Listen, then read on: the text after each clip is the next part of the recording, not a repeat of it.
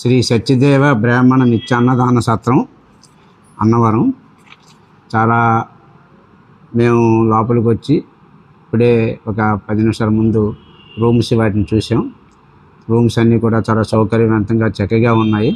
ఇక్కడ ఏర్పాట్లను కూడా కమిటీ వారు చక్కగా శ్రీ నాగభట్ల కామేశ్వర శర్మ గారు, అదేవిధంగా వివి చక్రవర్తి ఉపాధ్యక్షులు మరియు కమిటీ సభ్యులందరూ కూడా చక్కగా ఏర్పాట్లన్నీ కూడా చక్కగా వాళ్ళు స్వయం పర్యవేక్షణలో చేస్తున్నారు.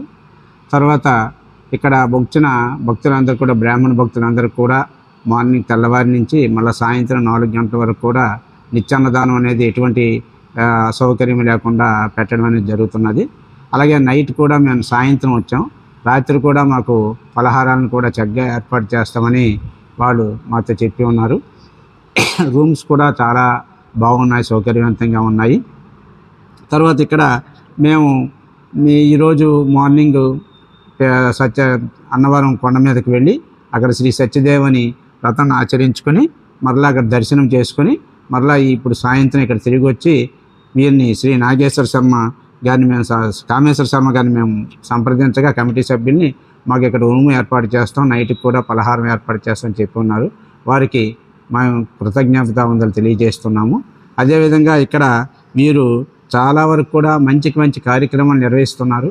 షష్ఠి పూర్తి ఎవరైనా చేసుకోవాలనుకున్నా, అదేవిధంగా నోములు లక్షవతులు నోము చేసుకోవాలనుకున్నా వగైరాలు అన్నీ కూడా బ్రాహ్మణులకు సంబంధించిన ఎటువంటి కార్యకలాపాలు నిర్వహించాలనుకున్నా శ్రీ కమిటీ వారిని, అదే ముఖ్యంగా అధ్యక్షుల వారిని కామేశ్వర శర్మ గారిని సంప్రదిస్తే మనకు అన్ని విషయాలు కూడా వాళ్ళు కూలంకుషంగా చర్చించి సానుకూల వాతావరణంలో మనకు అన్నీ కూడా జరిగే ఏర్పాట్లు చేస్తారు. సో ఇది వాళ్ళు నిజంగా మన బ్రాహ్మణ సభ్యులందరి తరఫున కూడా వాళ్ళకి ధన్యవాదాలు తెలియజేసుకుంటున్నాం. మేము శ్రీకాకుళం నుంచి వచ్చామండి. నా పేరు ముళ్ళపూడి మోహన్ రావు, మా మిసెస్ పద్మావతిదే, మేము ఒక అబ్బాయి కూడా వచ్చారు. తర్వాత మేము రాత్రి ఇక్కడ ఉండి మార్నింగ్ పిఠాపురం బిక్కవోలు ద్రాక్షారామం చూసుకొని మళ్ళీ సాయంత్రం మళ్ళీ మేము ట్రైన్కి మళ్ళీ మా గమ్యస్థానానికి చేరుకుంటాం. కానీ మేము నైట్ ఎక్కడ ఉండాలి ఏంటి అనుకుంటే మాకు ఎవరినో సంప్రదిస్తే ఇక్కడికి వెళ్ళమని చెప్పారు. కానీ బయటకన్నా లోపలికి వచ్చి చూసరికి మాకు వాతావరణం కూడా చాలా చక్కగా అనిపించింది.